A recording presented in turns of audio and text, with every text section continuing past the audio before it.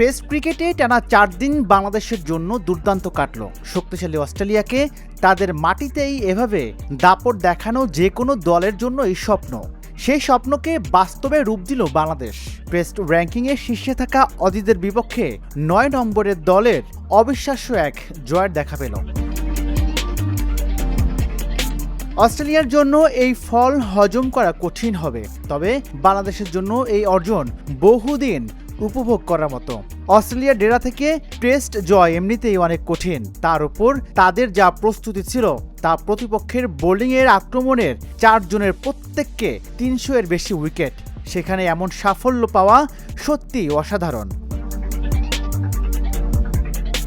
Darwin এখন বাংলাদেশের নিয়ন্ত্রণে, তাদের টেস্ট ইতিহাসে এক নতুন অধ্যায় রচিত হলো। অস্ট্রেলিয়া মাটিতে একটি টেস্ট জয়ের জন্য দীর্ঘ 23 বছরের অপেক্ষা পুরোপুরি সার্থক। তারা সিরিজে 1-0 ব্যবধানে এগিয়ে গেল এবং এই টেস্ট সিরিজটি তারা আর কোনোভাবেই হারবে না।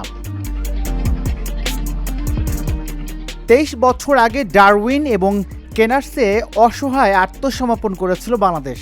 2 দশকের বেশি সময় পর দ্বিতীয়বারের মতো অস্ট্রেলিয়া সফর করল তারা। এই ম্যাচে বাংলাদেশ কতটা লড়াই করতে পারলেই যেন প্রত্যাশা পূরণ হতো, কিন্তু 13 আগস্ট প্রথম দিনেই পেসাররা যেভাবে বুলডোজার চালালেন তাতেই এক অবিস্মরণীয় জয়ের ভিত যেন তৈরি হয়ে গেল।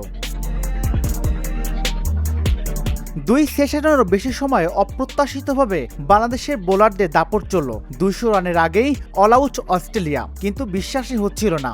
অবশ্য ধারণা করা হচ্ছিল মিচেল স্টার্ক, প্যাট কামিন্স ও জশ হ্যাজেলউডের শক্তিশালী বোলিং লাইন আপও একইভাবে বাংলাদেশের বোলারদের উপর চড়াও হবে, কিন্তু না, ব্যাটিংয়েও চলল বাংলাদেশের দাপট।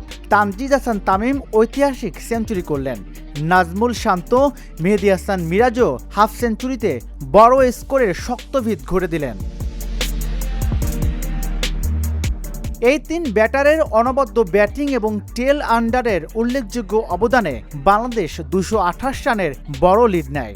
বিদেশের মাটিতে এর আগে এই ইনিংসে এত বড় লিড কখনো পায়নি তারা। অস্ট্রেলিয়ার ব্যাটাররা দ্বিতীয় ইনিংসে ব্যাট করতে গেল চাপ নিয়ে।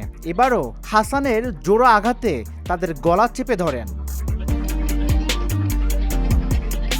প্রথম ইনিংসে স্টিভ স্মিথ আর দ্বিতীয় ইনিংসে ক্যামেরুন গ্রিন বাংলাদেশকে ধরল তাদের বোলারদের সামনে, যা একটু প্রতিরোধ করলেন।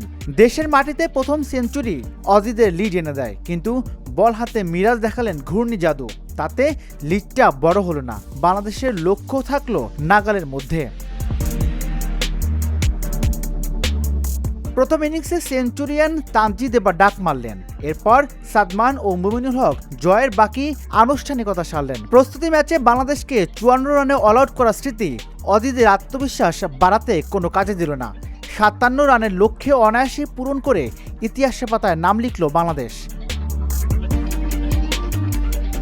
রাজিউল ইসলাম, ঢাকা জার্নাল।